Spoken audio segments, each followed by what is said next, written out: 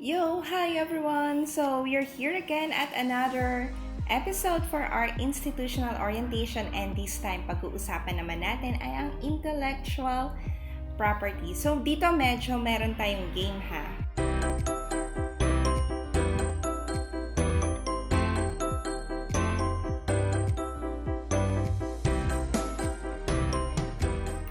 Intellectual property or IP refers to creations of the mind such as inventions, literary and artistic works, designs, symbols, names, and also images. Meron three kinds po ng IP. So it is going to be what we call as the copyright, patent, and trademark. And it is also governed by Republic Act 8293. Start tayo sa copyright. Copyright is a legal term used to describe the right of a creator of literary and artistic works. So for example, meron kang libro, copyrighted yan. So meron kang year, makikita mo yung magic na letter C. It actually gives an economic and also moral value dun sa ating works. So bakit economic? Kasi the copyright either prohibits or authorizes the reproduction, public performance, translation, adaptation, broadcasting, and recording of your particular work. So, di ba, meron tayong mga kanta, biglang nagiging play. So, public performance yon.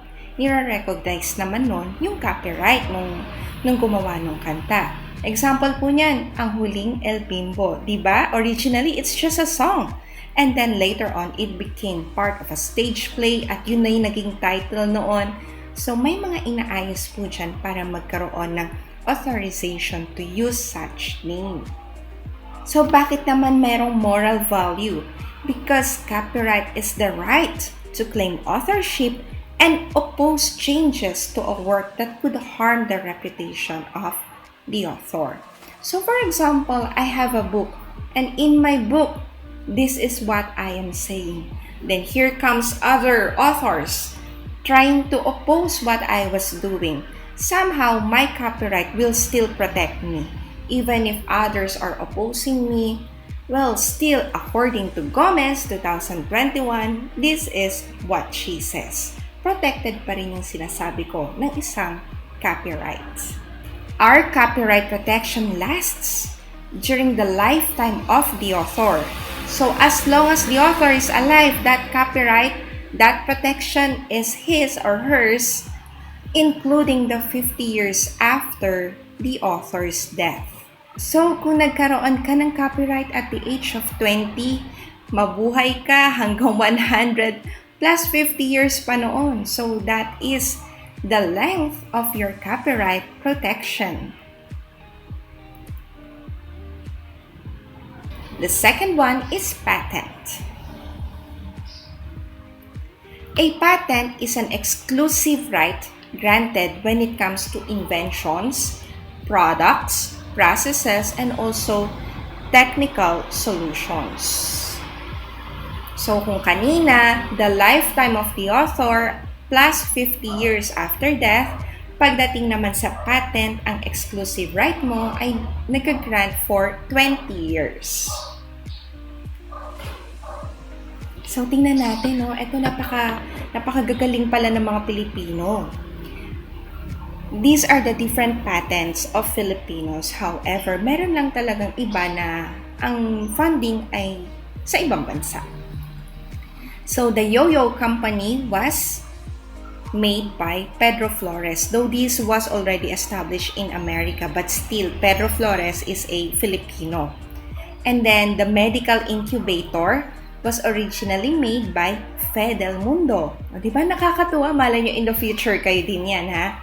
And then, even the erythromycin, siguro naririnig nyo yan for anti-acne, for clearing up your skin, erythromycin.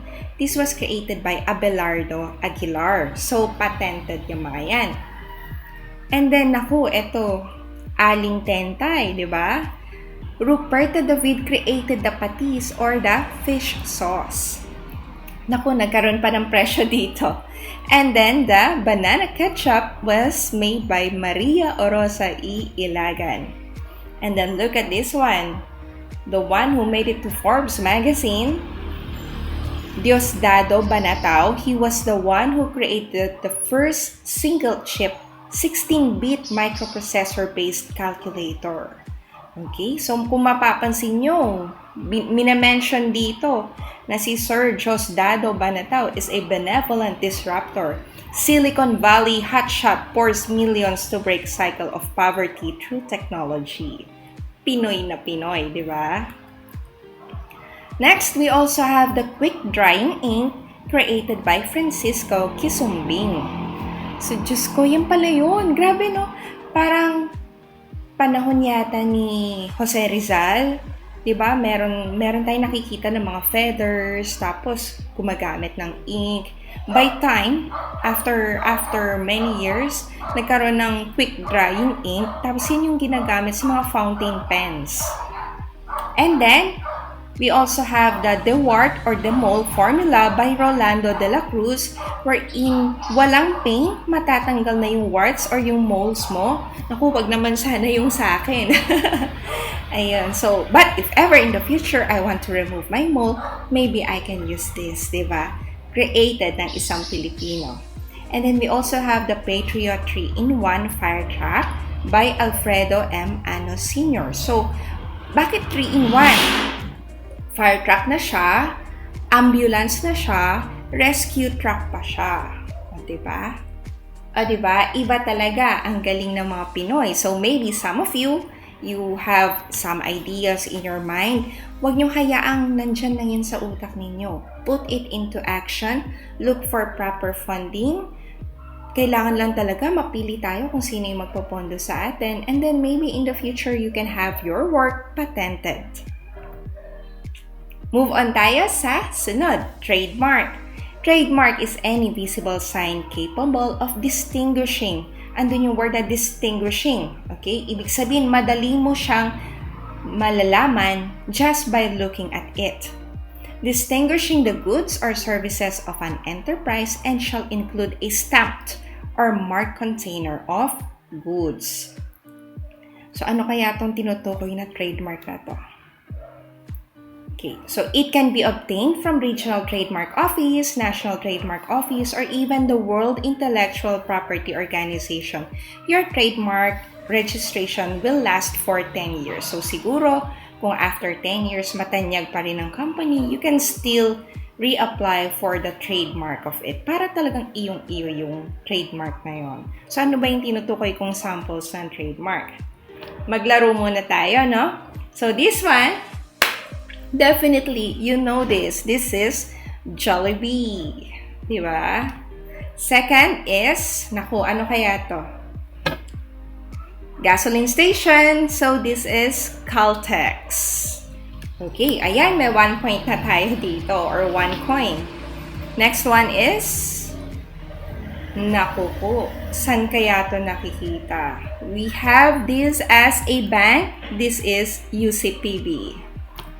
Next, naku po, kahit hindi magbilang ng seconds, alam na alam. Chowking.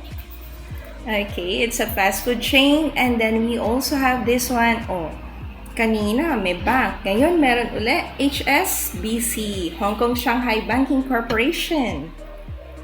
And then we also have this one. Naku po, tumaya ka na ba? We have PCSO. And of course, kitang-kita naman kapag kayo ay nag-Shopee or nag-11-11, 12-12, or sweldo or payday sale, swak na swak naman lagi ang pagbili natin or pag-purchase natin ng Unilever. And we also have this one, which controls casinos. We have the Philippine and Gaming Corporation or PAGCOR. We also have this one, Nasa Lazada yan. Okay, we have Lazada. And then, we also have, of course, Jayco Donuts. Okay. Ayun, so tapos na. Nagkaroon na tayo ng 10 points for that. And let's further discuss the Intellectual Property Code of the Philippines, or the RA 8293.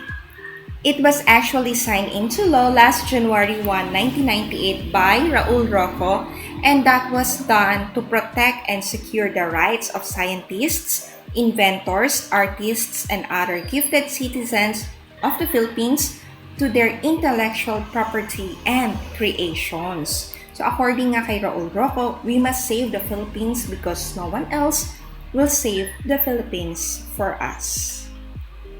And the Intellectual Property Office of the Philippines, or the IPOP, or IPOP, is a government agency attached to the Department of Trade and Industry, which is in charge of the registration of intellectual property and conflict resolution of intellectual property rights in the Philippines.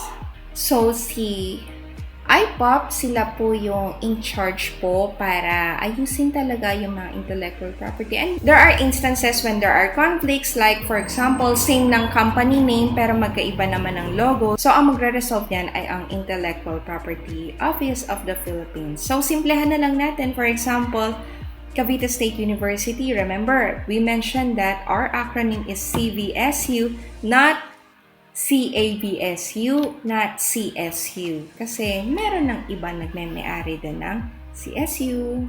Kaya tayo po ay nag-CV muna. Okay. So, ayun po. And I hope that you still learned something for today. And let's have a recap. Pag sinabi natin copyright, it actually protects yung ating mga literary works, books, mga written works. Kapag sinabi nating patent, yan ay more on inventions, scientific discoveries. Pag sinabi natin trademark, yan po yung mga logos or names ng ating iba't ibang companies in our country. And these are all protected by RA 8293. And if you learned something from today, just hit that like button. Para naman may likers ako, di ba? And of course, subscribe to my YouTube channel and hit that notification bell para lagi kang updated sa ating mga videos na pinupost sa ating channel. Sometimes I do it weekly, pero minsan may mga activities that stalls my posting of videos. Pero still, I will provide this different information for you na siyang makakadagdag sa ating everyday learning. Once again, this is Abigail Gomez, and have a great day.